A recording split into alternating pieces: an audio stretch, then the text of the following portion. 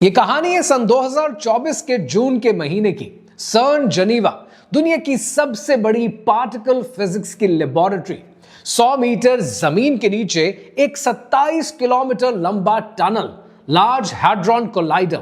वो मशीन जो पार्टिकल्स को लाइट की स्पीड पर टकराती है। और उस दिन लेवल 7 सिक्योरिटी क्लियरेंस वाली एक क्लोज डोर मीटिंग जारी थी। कमरे में 47 अफराद मौजूद थे। दुनिया के टॉप फिजिसिस्ट उस कमरे में मौजूद थे। कोई मीडिया नहीं, कोई रिकॉर्डिंग नहीं, सिर्फ एक सवाल सबकी जबान पर था। Can we bend space time enough to create a temporal displacement? मतलब क्या हम वक्त को इतना मोड़ सकते हैं कि अगर हम चाहें तो हम माजी में या फिर मुस्तकबिल में जा सके? और जब हेड रिसर्चर ने अपनी प्रेजेंटेशन मुकम्मल की तो कमरे में मुकम्मल खामोशी छा गई, क्योंकि डेटा कुछ और कह रहा था और उनकी बातें कुछ और।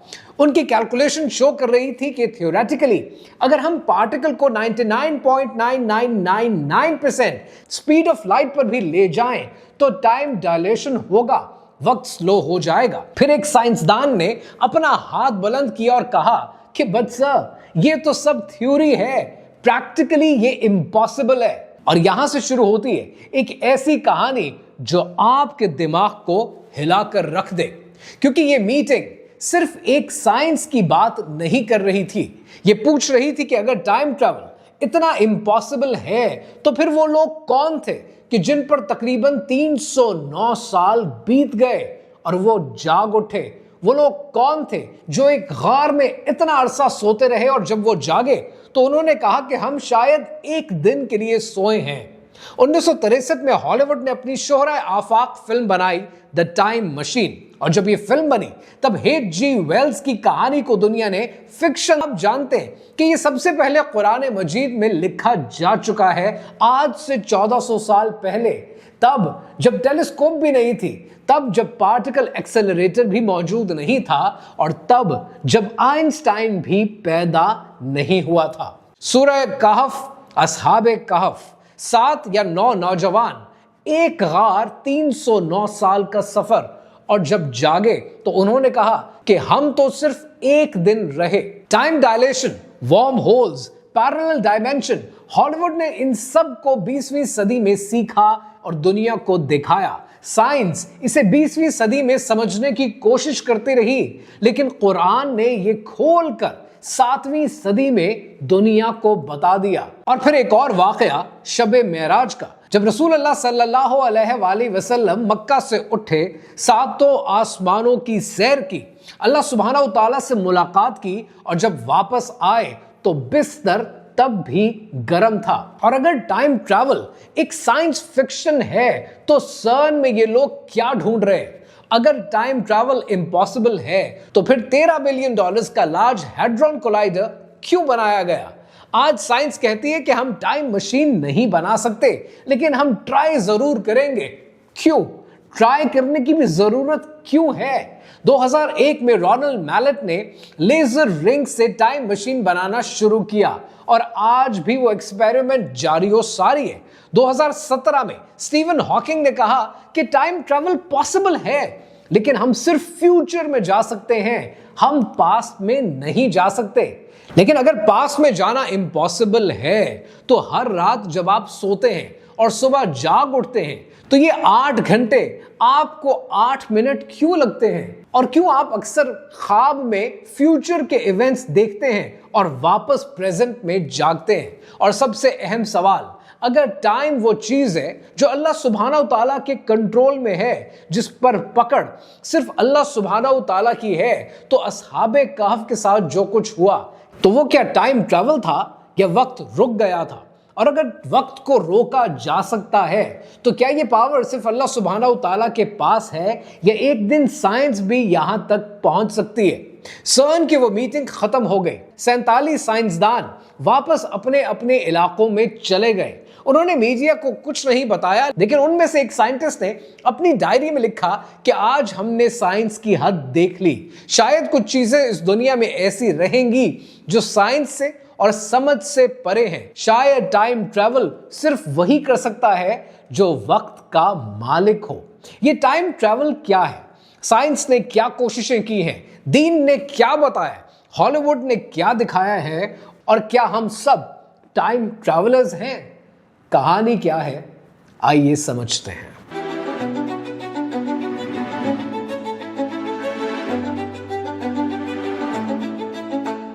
ये कहानी शुरू होती है बरकत के कॉन्सेप्ट से, जिसको आप बरका के नाम से जानते हैं। ये लफ्ज मुझे यकीन है आपने उठते बैठते अपनी जिंदगी में कभी ना कभी, कहीं ना कहीं, किसी ना किसी दुआ में जरूर सुना होगा।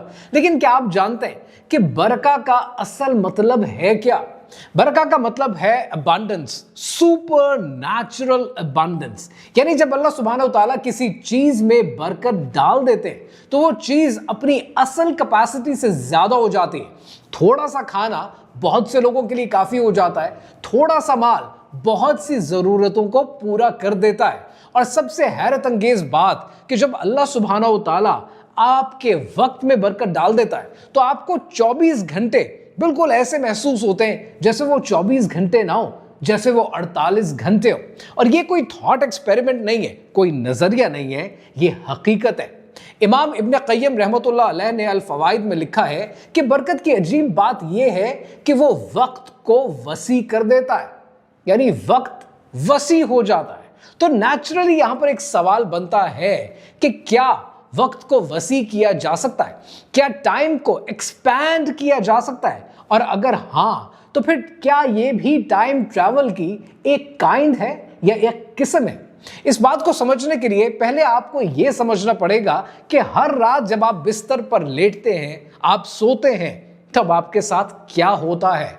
आप जब सोते हैं आपको ख्वाब नजर आते हैं। कुरान मजीद में सूरह अज़्ज़ुमर आयत नंबर 42 में अल्लाह सुब्हानहू तआला ने इरशाद फरमाया, अल्लाह जानों को उनकी मौत के वक्त कब्ज कर लेता है और उन जानों को जिन्हें मौत नहीं आई है उनकी नींद की हालत में फिर उनको रोक लेता है जिन पर मौत का हुक्म सादिर हो चुका हो, और दूसरी जानों को मुकर्ररा वक्त तक छोड़ रखता है। बेशक इनमें उन लोगों के लिए निशानियां हैं जो गौर और फिक्र करते हैं। इसका मतलब क्या है?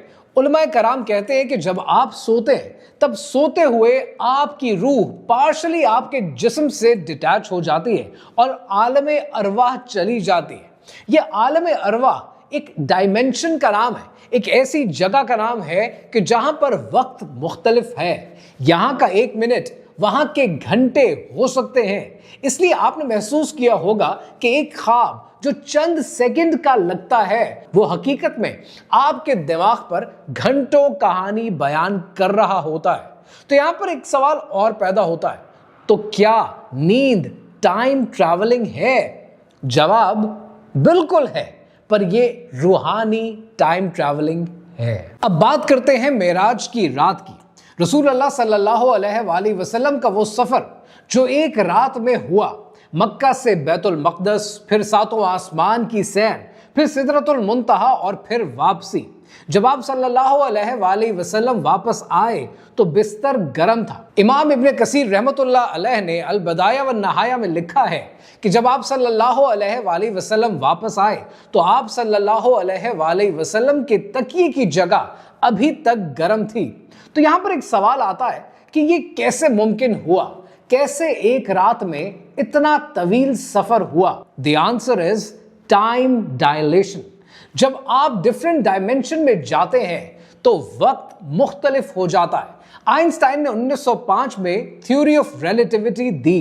कुरान ने 1400 साल पहले आपको क्या बताया वो आपके लिए जानना जरूरी है। सूरह अल हज आयत नंबर 47 में अल्लाह सुब्हानहू तआला ने इरशाद फरमाया, और ये आपसे अजाब में जल्दी के ख्वाहिशमंद हैं और अल्लाह हरगिज अपने वादे की खिलाफ वर्जी ना करेगा, और जब अजाब का वक्त आएगा तो अजाब का एक दिन आपके रब के यहां 1000 साल की मानिंद है। ये टाइम डायलेशन है, ये रिलेटिविटी है, और ये मेराज में हुआ। तो यहां पर एक सवाल पैदा होता है कि फिर असहाबे कहफ की कहानी क्या है? उनके साथ क्या हुआ? क्या उनको टाइम ट्रैवलिंग करनी पड़ी? क्या उनके लिए वक्त रुक गया?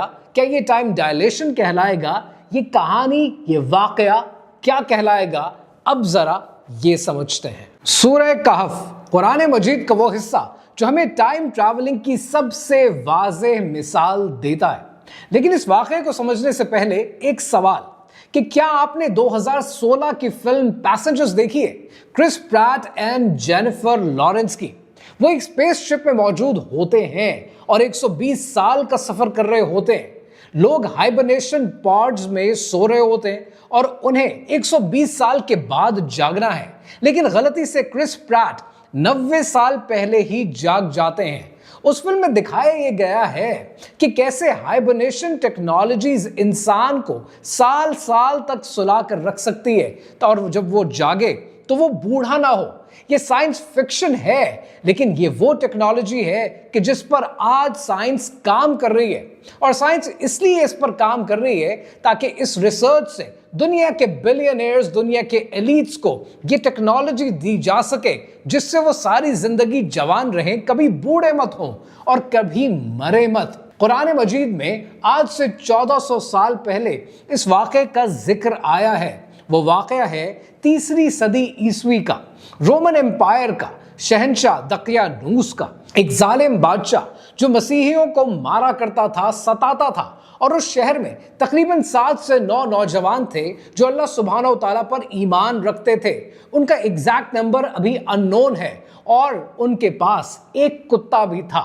एक दिन उन्होंने फैसला किया कि हम इस जुल्म से भागकर एक गार में छुप जाएंगे। वो गार में छुप गए और अल्लाह सुब्हानहू तआला से दुआ की और वो सो गए।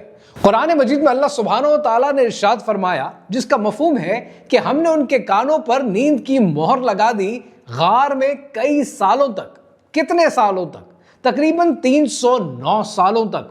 सूरह अल कहफ की आयत नंबर 25 में अल्लाह सुब्हानहू तआला ने इरशाद फरमाया कि और वो असहाबे कहफ अपनी गार में 300 बरस ठहरे रहे और उन्होंने इस पर 9 साल और बढ़ा दिए। जब वो जागे तो उन्हें लगा कि वो शायद एक दिन सोए हैं या एक दिन का कुछ हिस्सा गुजरा है, लेकिन हकीकत में 309 साल गुजर चुके थे। जब उन्होंने अपने एक साथी को शहर भेजा पैसे लेकर, वो शहर में गया और वो हैरान रह गया कि सब कुछ बदल चुका था। बिल्डिंग्स बदल चुकी थी, लोग नए थे, जबान नई थी। और जब उसने पैसे निकाले, दुकानदार को दिए, तो उसने कहा कि ये तो 300 साल पुराना सिक्का है। यहां एक नुक्ता समझना जरूरी है कि असहाबे कहफ ने टाइम ट्रैवल नहीं किया, बल्कि वक्त उनके ऊपर से गुजर गया। अब यहां पर एक सवाल पैदा होता है कि टाइम ट्रैवलिंग में और वक्त के गुजर जाने में फर्क क्या है? पैसेंजर्स मूवी जिसमें आपने क्रिस प्रैट को देखा, क्रिस प्रैट फ्यूचर में ट्रैवल करता है क्योंकि वो सो रहा था और दुनिया चल रही थी। बिल्कुल ऐसी ही चीज असहाबे कहफ के साथ भी हुई। वो आगे नहीं गए, बल्कि दुनिया आगे चलती रही। वो अपनी जगह ठहरे रहे। वक्त उनके लिए रुक गया। उनके सेल्स बूढ़े नहीं हुए, उनके बाल सफेद नहीं हुए, उनकी उम्र बढ़ी नहीं। अल्लाह सुब्हानहू तआला ने उनकी बायोलॉजिकल क्लॉक रोक दी और दुनिया की क्लॉक चलती रही। ये साइंस फिक्शन नहीं है, ये कुरान है और यह आज से 1400 साल पहले बयान कर दिया गया है। अब बात करते हैं साइंस की। सन 1905 में एल्बर्ट आइंस्टाइन ने थ्योरी ऑफ रिलेटिविटी पेश की और दुनिया बदल गई। आइंस्टाइन ने कहा कि टाइम एब्सोल्यूट नहीं है, टाइम रिलेटिव है। ये स्पीड ऑफ लाइट पर डिपेंड करता है। अगर आप लाइट की स्पीड से ट्रैवल करें तो आपके लिए वक्त स्लो हो जाता है। सन 1971 में हाफले कीटिंग एक्सपेरिमेंट हुआ। 2 एटॉमिक क्लॉक्स ली गई, एक जमीन पर रखी गई और एक को जहाज में हवा में ले जाया गया। जब वापस आए तो दोनों क्लॉक्स में फर्क था, बिल्कुल आइंस्टाइन की थ्योरी के मुताबिक। सन 2014 में क्रिस्टोफर नोलन ने एक जबरदस्त फिल्म बनाई। इस फिल्म का नाम आप ऑलरेडी जानते हैं। इस फिल्म का नाम है इंटरस्टेलर। इंटरस्टेलर ने ये मूवी साइंस फिक्शन है और आइंस्टाइन की थ्योरी ऑफ रिलेटिविटी ये भी साइंस फिक्शन है, क्योंकि इन चीजों को प्रूव नहीं किया जा सकता। पर मुसीबत यह है कि साइंटिज्म इसे साबित करने पर तुली है और तकलीफ का अमल यह है कि हमारा नौजवान इस पर सवाल नहीं करता। लेकिन फिर मसला अपनी जगह कायम है कि अगर टाइम ट्रैवलिंग नहीं है, अगर टाइम डायलेशन है, अगर वक्त का रुक जाना मुमकिन है, टाइम ट्रैवलिंग मुमकिन नहीं है, तो हम टाइम ट्रैवल क्यों नहीं कर सकते? उसको समझने के लिए आपको 3 बुनियादी बातें समझनी पड़ेंगी और तीनों मैं आपको साइंस से समझाने की कोशिश करता हूं। पहला नुक्ता जो सबसे इंपॉर्टेंट है, जो पहली रुकावट है, वो रुकावट है स्पीड ऑफ लाइट। साइंस कहती है कि टाइम ट्रैवल के लिए आपको स्पीड ऑफ लाइट से तेज जाना होगा, 2,99,792 किलोमीटर पर second. Back to the future movie में डॉक ब्राउन कहता है 88 माइल्स पर आवर पर फ्लक्स कैपेसिटर एक्टिवेट हो जाता है। लेकिन हकीकत में अगर आप 88 माइल्स पर आवर की स्पीड पर जाएं तो कुछ नहीं होता, आपको स्पीड ऑफ लाइट की जरूरत ही पड़ती है। और आइंस्टाइन की थ्योरी कहती है कि कोई भी चीज जिसमें मास हो वो स्पीड ऑफ लाइट को नहीं पहुंच सकती, क्योंकि इसके लिए इन्फिनिट एनर्जी चाहिए। इसीलिए जब हम सोते हैं तो हमारी रूह which is without mass spiritually travel करती है और आलमे अरवाह पहुंचती है। सर्न के साइंसदानों ने कैलकुलेट किया है कि अगर हम 1 केजी की कोई भी ऑब्जेक्ट ले लें जिसका वजन 1 केजी के बराबर हो और उस ऑब्जेक्ट को लाइट की स्पीड पर ले जाना चाहें तो हमें इस पूरी दुनिया के 1 साल की एनर्जी कंजम्पशन से भी ज्यादा एनर्जी की जरूरत होगी, and that's a big limitation. अब इस मामले में दूसरी रुकावट क्या है? दूसरी रुकावट है वर्म होल्स। सन 1935 में आइंस्टाइन और नेथन रॉसन ने कहा कि शायद स्पेस टाइम में शॉर्टकट्स मौजूद हैं, वर्म होल्स मौजूद हैं, जिससे हम एक जगह से दूसरी जगह जल्दी से जा सकते हैं, फौरन जा सकते हैं। सन 2024 की फिल्म इंटरस्टेलर में भी इसी कॉन्सेप्ट को प्रमोट किया गया। पर इस कॉन्सेप्ट के साथ मसला क्या है? इसके साथ मसला यह है कि हमने कभी भी वर्म होल्स नहीं देखे। 2017 में हार्वर्ड के फिजिसिस्ट ने कैलकुलेट किया कि एक स्टेबल वर्म होल बनाने के लिए इतनी एनर्जी चाहिए जो इस पूरे मिल्की वे की गैलेक्सीज के मास से भी ज्यादा है। अब बात करते हैं तीसरी रुकावट की, और जो तीसरी रुकावट है उसे कहते हैं the grandfather paradox. Back to the future जो सीरीज रही, मूवी रही, उसमें मार्टी मैकफ्लाई अपने माजी में जाना चाहता है और गलती से अपनी मां को अपने बाप से मिलने से रोक देता है। अगर ऐसा हो जाए तो मार्टी पैदा नहीं होता, और अगर वो पैदा नहीं हुआ तो वो फिर माजी में कैसे गया?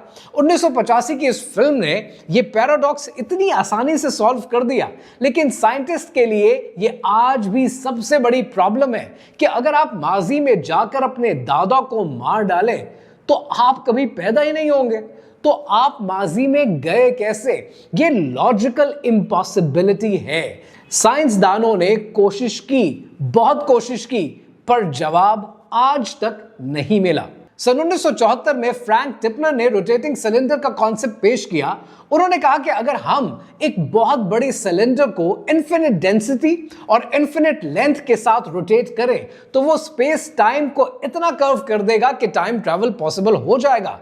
पर मसला ये है कि ये इन्फिनिट मास और इन्फिनिट लेंथ, यही तो मसला है, यही इम्पॉसिबल है। सन 2001 में रोनाल्ड मैलेट ने एक नई अप्रोच पेश की। उन्होंने कहा कि अगर हम पावरफुल लेजर्स को सर्कल में रोटेट करें तो वो स्पेस टाइम को इतना ट्विस्ट कर देगी कि उस ट्विस्ट से एक क्लोज टाइम लाइक कर्व बनाया जा सकता है। कनेक्टिकट यूनिवर्सिटी में उन्होंने लैब सेटअप की, फंडिंग ली, इक्विपमेंट हासिल किया और वो रिसर्च आज भी जारी है। कामयाबी 0/0। तो अब हम वापस आते हैं सर्न की उस मीटिंग की जानिब, उन 47 साइंसदानों की जानिब जो जून 2024 में सर जोड़कर बैठे थे। वो आज भी वही सवाल पूछ रहे हैं कि क्या हम वक्त को कंट्रोल कर सकते हैं? लार्ज हैड्रॉन कोलाइडर में पार्टिकल्स को 99.99991% स्पीड ऑफ लाइट पर टकराया जाता है। इस स्पीड से टाइम डायलेशन होता है, पार्टिकल्स के लिए वक्त स्लो हो जाता है। सन 2012 में जब सर्न ने हिग्स बोसन डिस्कवर किया तब उन्होंने यह भी पता लगाया कि पार्टिकल की लाइफ एक्सपेक्टेंसी बढ़ जाती है, क्योंकि उनके लिए वक्त स्लो हो जाता है। ये प्रूफ है कि टाइम ट्रैवल थ्योरेटिकली पॉसिबल है, लेकिन प्रैक्टिकली नहीं। प्रैक्टिकली ये सिर्फ पार्टिकल्स के साथ मुमकिन है, ह्यूमंस के साथ नहीं। ह्यूमंस के लिए ये थ्योरेटिकली नहीं, प्रैक्टिकली नहीं, बल्कि सिर्फ स्पिरिचुअली पॉसिबल है, क्योंकि टाइम ट्रैवल एक ऐसी ताकत है जो सिर्फ अल्लाह सुब्हानहू ताला के कंट्रोल में है, अल्लाह सुब्हानहू ताला के पास है। अब सवाल यह है कि यहां फर्क आता क्या है? यहां फर्क यह आता है कि साइंस टाइम को मैनिपुलेट करना चाहती है, लेकिन दीन कहता है कि टाइम को मैनिपुलेट करने वाली ताकत सिर्फ अल्लाह सुब्हानहू ताला है।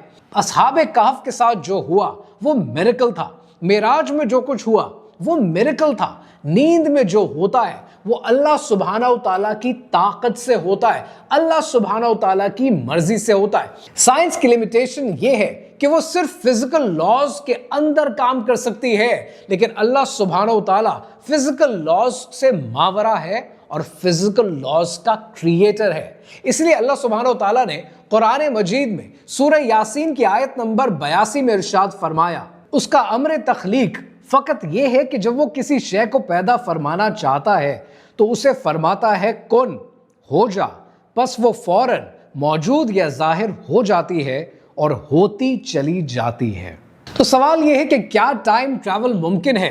बिल्कुल, लेकिन सिर्फ अल्लाह सुब्हानहू ताला की मर्जी से। तो क्या हम टाइम ट्रैवलर्स हैं? बिल्कुल। हर रोज जब हम सोते हैं तो हमारी रूह एक ऐसी डायमेंशन में चली जाती है जहां का वक्त यहां के वक्त से मुख्तलिफ है। तो क्या टाइम डायलेशन मुमकिन है? क्या वक्त का वसी होना मुमकिन है? क्या वक्त का सुकड़ जाना मुमकिन है? क्या वक्त का रुक जाना मुमकिन है? बिल्कुल है, लेकिन उसके लिए आपको जरूरत पड़ती है फज्र की नमाज की, क्योंकि अल्लाह सुब्हानहू ताला ने उस वक्त में बरकत रखी है। और जब आप ये नमाज अदा करते हैं तब आप देखते हैं कि आपका पूरा दिन कामयाब हो जाता है। ये बरकत है, ये टाइम की एक्सपेंशन है। जब आप अल्लाह सुब्हानहू ताला का जिक्र करते हैं, जिक्र इलाही करते हैं, तो आपके दिल को सुकून मिलता है, आपकी रूह बारीक होती है, उसका वेट कम होता है, और जितना उसका वेट कम होता है ये स्पिरिचुअल टाइम ट्रैवल का प्री रेक्विजिट है। लेकिन ये बात हमें इस तरीके से कोई समझाता नहीं है। लेकिन फर्क ये है कि आज टाइम ट्रैवल कुरान मजीद में मौजूद है, अहादीस में मौजूद है, और हमारी जिंदगी में रोजाना होता है जब हम सोते हैं और सोते हुए ख्वाब देखते हैं। लेकिन फर्क ये है कि साइंस टाइम को मैनिपुलेट करना चाहती है, कंट्रोल करना चाहती है, और दीन कहता है कि टाइम का मालिक सिर्फ अल्लाह सुब्हानहू ताला है। असहाबे कहफ के ऊपर से वक्त गुजर गया, मेराज में वक्त रुक गया, नींद में हमारी रूह टाइम को ट्रांसेंड करती है, और शायद यही वो बात है जो साइंस कभी समझ ना पाए, क्योंकि वक्त को समझने के लिए वक्त के मालिक को समझना जरूरी होता है। तो सवाल आपके लिए यह है कि क्या आप अपने वक्त में बरकत चाहते हैं? क्या आप चाहते हैं कि आपके 24 घंटे 48 घंटों की तरह हो जाएं, या आप भी साइंटिज्म का शिकार हैं और अपने टाइम को मैनेज करने के लिए टाइम मशीन की तलाश में हैं?